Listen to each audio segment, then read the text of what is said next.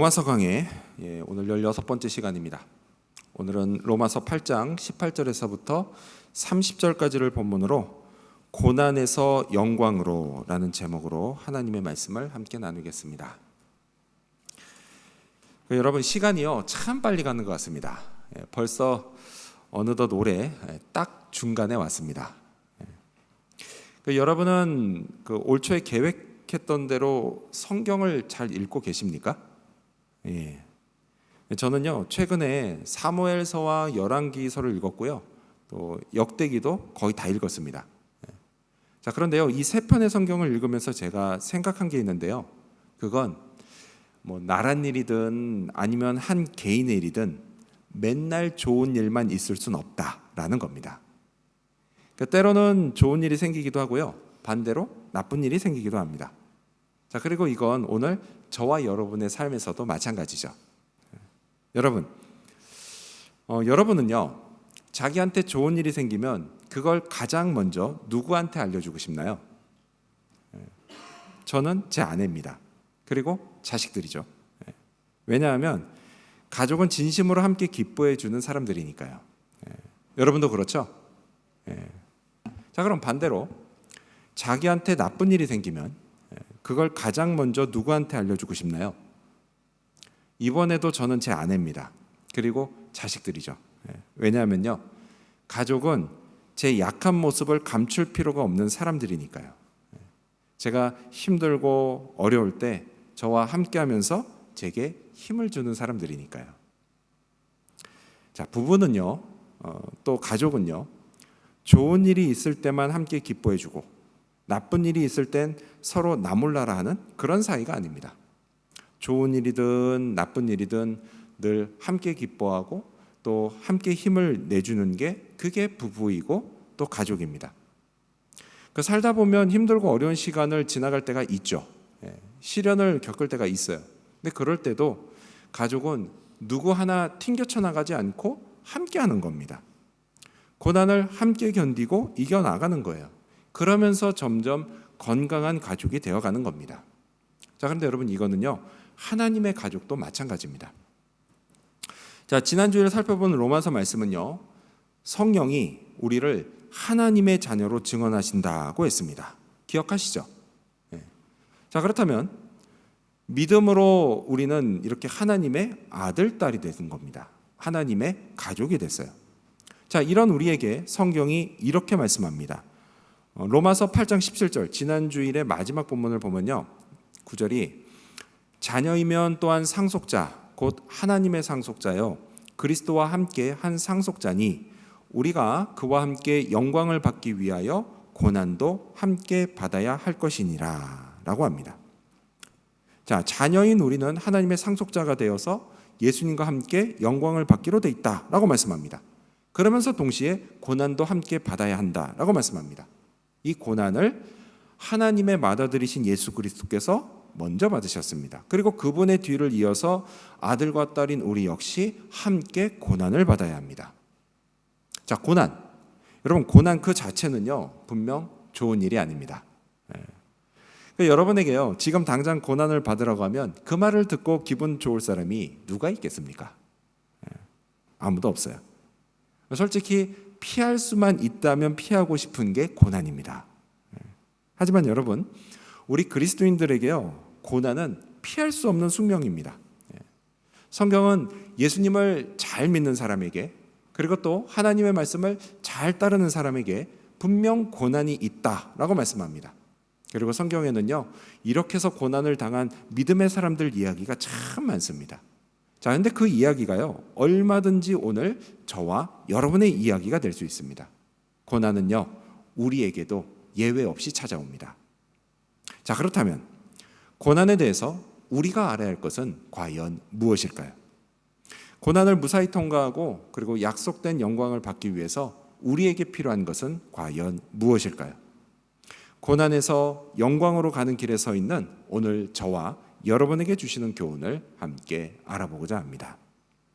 자, 먼저 첫 번째로 고난에서 영광으로 가기 위해서 우리는 참고 기다려야 합니다. 첫 번째로 우리는 참고 기다려야 합니다. 자, 로마서 8장 18절 말씀을 읽겠습니다. 시작.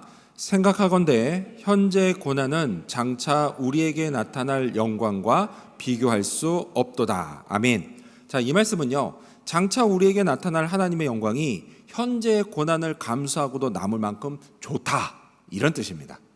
자, 이 영광을 얻기까지 여러분, 우리는요 고난을 감수해야 합니다. 자, 그런데 세상 사람들도요 영광을 얻기까지 고난을 감수하는 경우가 많습니다. 어떤 게 있죠? 스포츠가 있어요. 스포츠 선수들은요 올림픽이 열릴 때까지 그 4년 동안 힘든 훈련을 다 견뎌냅니다. 근데 여러분, 말이 좋아 4년이지 이게 얼마나 긴 시간입니까? 그래서 그 긴 시간 동안, 4년 동안 먹는 것도 절제하고 또 노는 것도 절제하면서 체력을 단련하고 기술을 연마합니다. 자, 한국 마라톤의 영웅인 황영조 선수가요 현역 시절에 이런 인터뷰 때 이런 말을 했습니다. 자기가 매일 40에서 50km를 뛴대요. 자, 그렇게 뛰는데요, 이게 너무 힘들어서 한 번은 그 마주오는 트럭에 그냥 확 뛰어들까? 그런 생각까지 들었다고 합니다. 너무 힘들었다 그래요. 근데 이 황영조 선수의 코치님이요 정 누구신데요, 마라톤계에서 유명한 훈련이 혹독하기로 유명한 분이십니다. 근데 아무튼 너무 힘들어서 확 뛰어들까 이런 생각까지 했다는 거예요. 근데 그래도 그냥 그걸 꼭 참고 잘 견뎌서 마침내 한국 국적을 가진 선수로는 사상 처음으로 올림픽에서 금메달을 땄습니다. 시상대에서 가장 높은 곳에 올라가서요 수많은 사람들, 그 관중들의 환호와 축하를 받으면서 금메달을 목에 걸었습니다. 여러분, 이게 얼마나 영광스러운 일인가요? 자, 그래서 그는 부와 명예를 얻었습니다. 근데 여러분, 이런 스포츠 선수들만 그런가요? 아니죠. 사실 우리도 그렇잖아요. 우리도 그 남자분이든 여자분이든 다이어트를 열심히 합니다. 근데 여러분, 다이어트 할 때요 진짜 이를 악물고 참습니다. 배고픈 것도 참고요, 운동할 때도 힘든 거 참습니다. 여러분, 저는요 작년 10월부터 달리기를 하고 있는데요, 가끔 한 번에 10km를 뛸 때도 있어요. 근데 이 10km를 뛸 때 두 번 정도 고비가 옵니다. 첫 번째 고비는 3.5km를 지나갈 때예요. 그래서 이거를 뭐 4점이라고 하죠. 데드 포인트라고 해요. 그때 딱 와요, 첫 번째 고비가. 그래서 몸이 힘드니까 오늘은 여기까지만 뛸까? 이런 유혹이 막 밀려옵니다. 자, 그래도요 이걸 어떻게든 참고 뛰어요. 뛰면요 이제 7km에서 두 번째 4점을 만납니다. 고비가 딱 찾아와요. 근데 여러분, 7km부터는요 진짜 너무 힘듭니다. 얼마큼 힘드냐면 그 뱃살이 녹는 느낌이랄까요? 뛰는데 그 정도로 힘들어요. 그래도요 그냥 이걸 꾹 참고 끝까지 뜁니다. 왜요? 나중에 저울에 올라가서 몸무게 확인하면서 그때 누릴 그 엄청난 기쁨, 그걸 생각하면서 참는 거예요.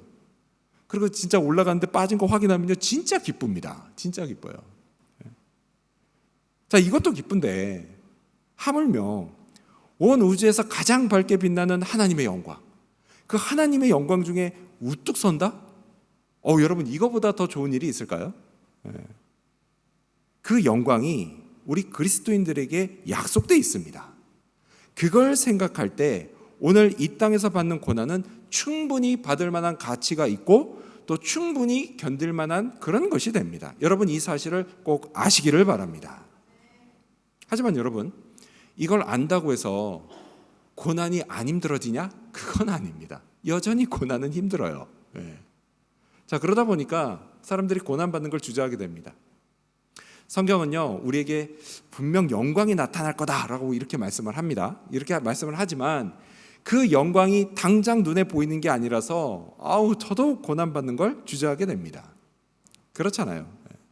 여러분, 안 보이는 걸 믿는 게 쉽습니까? 사실 이게 쉽지 않은 거예요. 자, 이런 우리에게 성경이 이렇게 말씀합니다. 25절, 여러분 가져오신 성경을 보면서 읽겠습니다. 로마서 8장 25절 시작.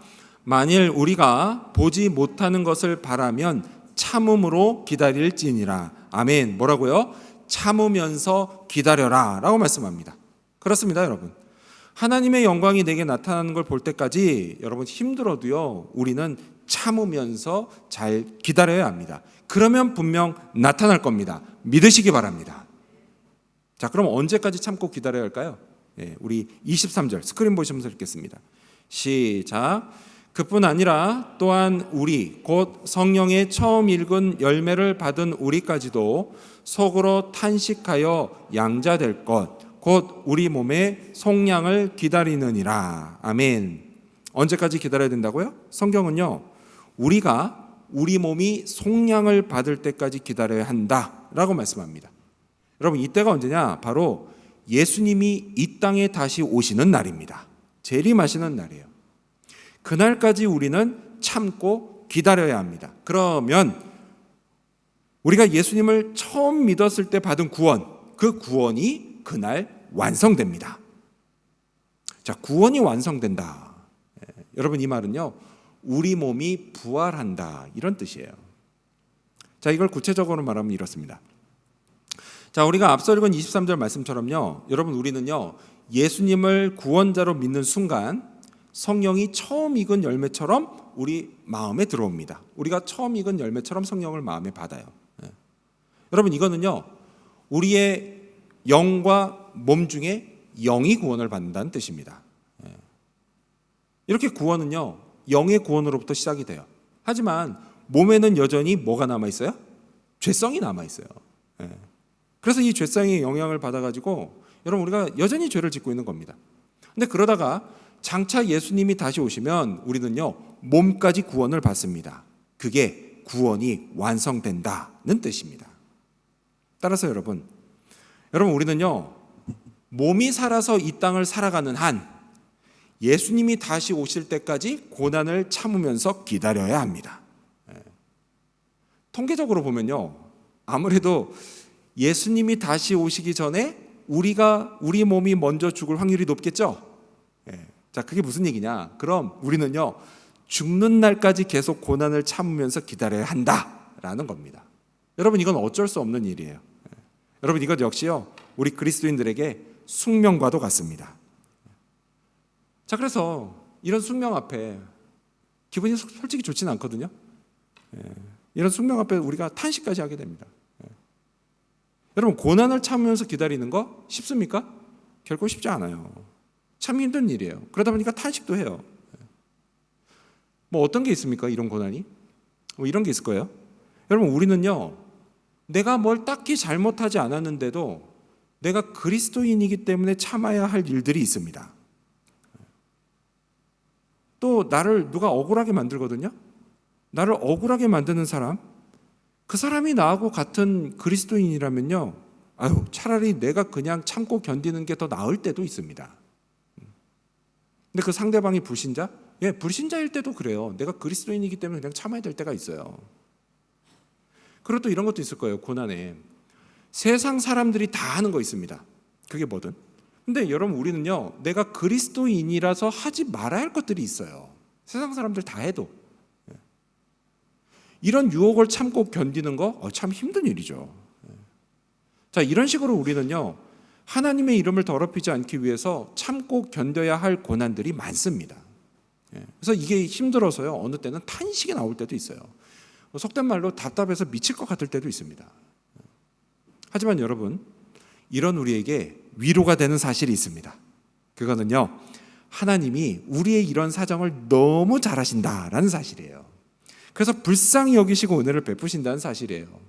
고난을 참고 견디면서 하나님의 영광이 나타나길 기다리는 저와 여러분을 하나님이 축복하신다는 사실입니다. 또요, 고난을 이길 수 있게 필요한 걸 채워주시고 기적도 일으켜주시고 선물도 주신다는 사실입니다. 하지만 여러분, 이조차도요, 이걸 받을 때까지 우리는 참고 기다려야 합니다. 그러면 때가 됐을 때 하나님의 영광을 보게 될 것입니다. 참고 기다린 보람을 느끼게 될 것입니다. 내가 기대하는 것보다 훨씬 더 좋은 걸 주시는 하나님의 사랑을 맛보게 될 것입니다. 이 사실도 믿으시기 바랍니다. 이러한 믿음으로 고난 중에도 잘 참고 기다리는 저와 여러분이 되시기를 축원합니다. 자, 고난 중에 우리가 기억해야 될 거 뭐가 있을까요? 두 번째로, 성령이 우리를 도우신다는 사실을 기억해야 합니다. 두 번째로, 성령이 우리를 도우신다는 걸 기억해야 합니다. 여러분, 제가 볼 때요, 우리 한국인들은 참 착한 것 같습니다. 참 착해가지고 누가 어려운 일을 당하는 걸 보면요, 막 나서서 도와주려고 합니다. 참 착해요. 자, 그럼 여러분, 하나님의 가족인 우리가 고난을 당할 때 그런 우리를 누가 도와줄까요? 성령이 우리를 도와주십니다.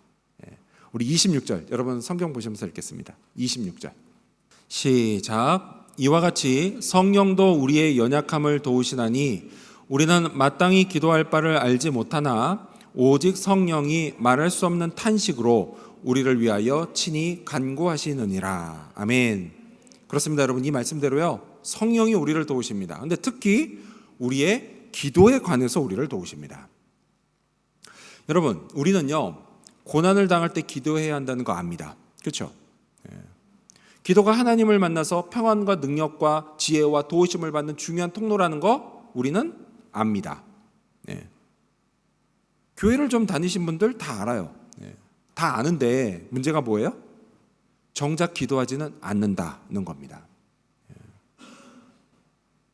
여러분, 제가 우리 교인들한테요, 여러분 우리 어디 놀러 갈까요? 라고 하면 다 좋아하는데요, 여러분 우리 같이 기도할까요? 그럼요, 다 좋아하진 않습니다. 기도하자고 하면 그냥 턱하니 숨이 막히시는 분도 있고요, 무조건 어떻게든 피해가려고 하시는 분도 있어요. 이유가 뭘까요? 이유가 우리는 기도해야 한다는 거 알아요. 알면서도 왜 정작 기도하지 않을까요? 다양한 이유들이 있는데요, 지금 읽은 이 26절에 중요한 이유가 나옵니다. 자, 성경은요, 우리가 마땅히 기도할 바를 알지 못한다고 말씀합니다. 그렇습니다, 여러분. 이 말씀처럼요, 일부러 안 한다기보다는요, 몰라서 못하는 경우가 많습니다. 자, 모르니까 기도가 어렵게 느껴지는 거예요. 자, 이에 관해서 한 기독교 작가가 이런 말을 했습니다. 기도는 하나님께 가는 가장 쉬우면서도 가장 어려운 길이다. 저는 이 말에 무척 공감합니다. 교회를 다닌 지 오래됐어도요, 기도를 어떻게 해야 하는지 잘 모르는 분들 있어요. 고난을 당할 때, 그래서 기도할 때 그렇죠. 이 고난에서 벗어나게 해달라고 기도해야 할지, 아니면 고난을 견디게 해달라고 기도해야 할지 잘 모릅니다. 또 어떤 필요를 위해서 기도할 때도 그래요. 필요를 채워달라고 기도를 해야 할지, 아니면 이거 없어도 되게 해달라고 기도해야 될지 잘 모릅니다. 미래를 위한 기도도 그래요. 인생의 중요한 갈림길에서요, 어느 쪽을 선택해야 할지, 이 문제를 놓고 어떻게 기도해야 할지를 잘 모릅니다. 자, 이렇게 잘 모르다 보니까 뭐 어떻게 기도를 시작해도 기도가 서툴어요. 서툴다 보니까 창피한 생각이 듭니다. 창피한 생각이 드니까 자꾸 더 안 하게 됩니다. 그렇지 않습니까, 여러분? 그런데 한번 여러분 잘 생각해 보세요. 하나님도요, 우리가 하는 서툰 기도를 창피해 하실까요? 야, 기도 참 못한다, 그러면서 우리를 혼내실까요? 아니에요. 결코 혼내지 않으세요. 창피해 하지도 않으십니다. 오히려 서툴지만요, 그냥 어떻게든 기도해 보려고 애쓰는 우리를 하나님이 무척 기뻐하십니다. 우리 부모님들, 우리 자녀들이, 우리 애들이 어릴 적에 걸음마를 막 할 때가 있잖아요. 그때 뭐 처음 태어나서 처음부터 잘 뛰는 애가 어디 있습니까? 다 걸음마를 막 시작하면서 막 자꾸 넘어집니다. 그렇죠? 근데 걸음마 막 시작해가지고 하는 애가 자꾸 넘어진다고 그거 보면서 막 혼내는 부모, 그런 부모 있습니까? 없어요. 아, 우리 애는 빨리 걷지도 못해, 뭐 태어나자마자 뛰지도 못해, 그런다고 그 자식을 창피해하는 그런 부모가 있습니까? 그런 부모 없죠. 오히려 어떻게 해요? 막 신기해합니다. 와, 기특해합니다. 그래서 막 기뻐해요. 와, 잘한다 우리 아들, 잘한다 우리 딸. 그러면서 어떻게 해요? 도와주죠. 손 딱 잡고 걸음마 하지 않습니까? 표정을 보니까 안 하신 분들도 있네. 대부분 하잖아요. 걸음마요. 근데 그렇게 도와준다고 애가 뜁니까? 그 순간? 아니잖아요. 또 넘어져요. 그럼 그 넘어지면 어떻게 해요? 다시 일으켜 주잖아요. 그러면서 좋은 말로 격려합니다. 잘했어. 세상에 세 발짝이나 걸었어. 잘했어. 우리 아들, 우리 딸 최고야. 야, 이거 보니까 금방 뛰어다닐 것 같은데? 막 이렇게 격려하잖아요. 좋은 말로. 여러분, 육의 부모인 우리도 이러는데 하물며 영의 부모인 하늘 아버지는 오죽하시겠습니까? 우리가요, 그냥 서툴게라도 기도를 시작하면요, 좀 잘해보려고 어떻게든 계속 노력하면요, 그런 우리를 하나님이 기뻐하십니다. 응답해 주려고 하세요. 여러분, 이 사실을 믿으시기 바랍니다. 그리고 또한 성령도 우리의 기도를 도우세요. 우리 26절 다시 여러분 성경 보시면서 읽겠습니다. 26절 시작. 이와 같이 성령도 우리의 연약함을 도우시나니 우리는 마땅히 기도할 바를 알지 못하나 오직 성령이 말할 수 없는 탄식으로 우리를 위하여 친히 간구하시느니라. 아멘. 자, 성령은 어떻게 해요? 말할 수 없는 탄식으로 우리를 위해 친히 간구하십니다. 아니, 그냥 간구하시면 됐지 굳이 탄식까지 하시는 이유, 그 이유가 뭘까요? 그거는요, 그만큼 우리를 사랑하시기 때문입니다. 우리도 그렇잖아요. 여러분, 내가 사랑하는 사람이요, 뭘 잘 못하면 너무 안타깝지 않습니까? 그 이번에 월드컵 축구도 그러잖아요. 우리 팀이 잘 못하니까 진짜 우리가 탄식까지 하면서 안타까워하지 않습니까? 그게 뭐 우리 선수들 미워서 그러는 거예요? 아니에요. 다 이게 애정이 있으니까 그러는 겁니다. 여러분, 성령도 우리에게 마찬가지시라는 거예요. 기도를 할 줄 몰라서 잘 못하는 우리를 안타까워하시면서 탄식까지 하시는 겁니다. 근데 여러분, 성령은요, 탄식만 하시고 마시는 게 아니에요. 친히 우리를 위해서 간구하십니다. 우리를 위해서 중보기도 하십니다. 이걸 믿으셔야 합니다. 이걸 믿고 여러분, 기도를 시작하십시오. 지금 당장은 잘 못해도 괜찮아요. 서툴러요? 괜찮습니다. 성령이 도와주십니다.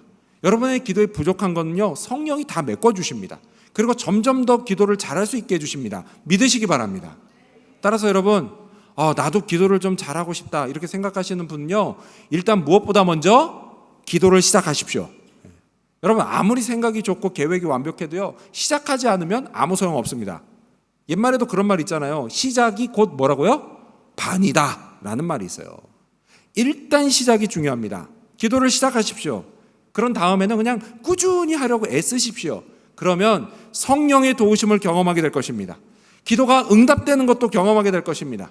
하나님의 뜻과 인도하심을 조금씩 분별해 나갈 수 있게 될 것입니다. 이 사실을 믿고 기도하시기 바랍니다. 그래서요, 우리가 나중에 다 기도를 잘하는 사람들이 되기를 바랍니다. 나도 그러고 싶다라는 분만 옆 사람과 인사하겠습니다. 우리 이렇게 인사할까요? 지금 시작합시다. 영어로 한번 할까요? Just do it. 그래요, 여러분. 우리가 이제 기도를 시작하자고요. 근데 한편 여러분, 이거 아십니까? 자, 성령이 우리를 위해서 간구하신다고 하죠? 근데 여러분, 이 성령의 간구는요, 100% 응답된다는 사실 아십니까? 그 이유를요, 성경이 이렇게 말씀합니다. 27절, 이번엔 스크린 보시면서 읽겠습니다. 27절 시작. 마음을 살피시는 이가 성령의 생각을 아시나니 이는 성령이 하나님의 뜻대로 성도를 위하여 간구하심이라. 아멘. 자, 여기서 마음을 살피시는 이가 있죠? 누구냐? 하나님이십니다. 자, 하나님은요, 성령의 생각을 100% 다 아십니다. 그리고 동시에 성령도 하나님의 뜻을 100% 다 아십니다. 성령은요, 우리를 위한 하나님의 뜻을 아세요. 그리고 그게 이루어지도록 간구하십니다. 그 간구를 아시고 하나님이 응답을 하세요. 그러니 우리를 위한 성령의 간구가 100% 응답되는 겁니다. 근데 여러분, 그 응답은요, 우리를 위한 하나님의 뜻이 이루어지는 거기 때문에요, 우리에게 100% 좋을 수밖에 없습니다. 여러분, 이 응답은요, 우리에게 축복이 되는 응답입니다. 따라서 여러분, 지금 이 순간에도 말할 수 없는 탄식으로 나를 위해 간구하시는 성령, 그 성령을 의지하며 우리가 기도합시다. 나를 위한 하나님의 선하신 뜻이 이루어지도록 우리가 기도합시다. 한두 번 하다가 말지 말고 끝까지 기도합시다. 기도할 시간 없으세요? 기도할 시간 없으면요, 만들어서라도 하십시오. 특히 요즘 내가 사는 게 좀 힘들게 느껴진다? 더더욱 시간을 내서 기도하십시오. 그리고 그 시간 아까워하지 마십시오. 여러분, 기도하면 하나님이 일하십니다. 기도는 내 인생 최고의 투자입니다. 그러니 기도하십시오. 성령을 체험하게 될 겁니다. 고난을 헤쳐나가게 될 겁니다. 이 사실도 믿으시기 바랍니다.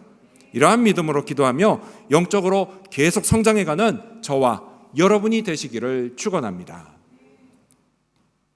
마지막 세 번째로, 고난 중에 꼭 기억해야 할 것, 마지막 세 번째로, 모든 것이 합력해 선을 이룬다는 것입니다. 모든 것이 합력해 선을 이룬다는 걸 우리가 꼭 기억해야 합니다.